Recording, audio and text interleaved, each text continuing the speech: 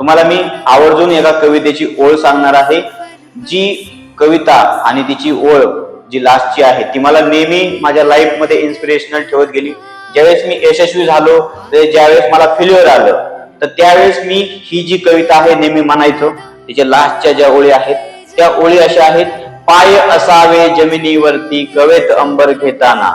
म्हणजे ज्यावेळेस आपण यशस्वी होत आहोत त्यावेळेस आपले पाय जमिनीवर पाहिजेत। याचा अर्थ ज्यावेळेस आपल्याला यश भेटलं असेल त्यावेळेस आपले पाय म्हणजे आपली वागणूक एकदम नम्र पाहिजे, आपल्या यशानं एकदम हुरळून जायचं नाहीये।